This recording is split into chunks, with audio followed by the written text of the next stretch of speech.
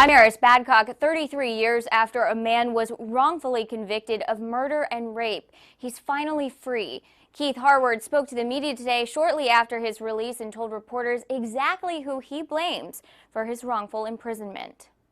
It's a story out of a movie. Keith Harward is finally a free man after spending 33 years in prison for a murder and rape in Newport News he did not commit. It hasn't really hit me. I don't know. I explained to them earlier, it's not real. After exhausting nearly all his options, Harward heard about the Innocence Project in 2006. Several years later, it got pulled out of a file and off they went. I'm telling you, this is the kind of people you want in the justice system. Earlier this week, Virginia's Attorney General said DNA testing, which wasn't available at the time the case went to trial, exonerated the Greensboro man. Harward says he doesn't blame the victims in this case, and he doesn't blame the man police say was actually responsible, another sailor, Jerry Crotty.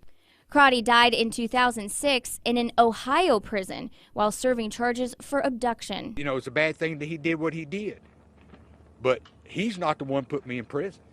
I mean, he could have come forward, but, you know, criminals don't do that. The people, those criminals in Newport News put me in prison. Harward says his parents, who always fought for him, died before they could see him a free man. About my parents who,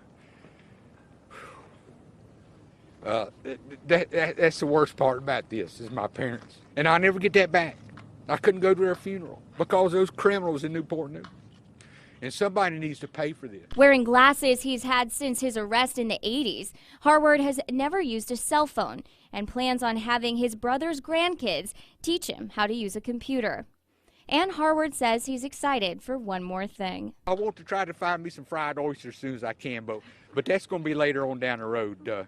It's unclear what type of financial benefits Harward will receive from the state for being locked up. He wouldn't comment on those questions today. Reporting in the control room, Eris Badcock, News Channel 3.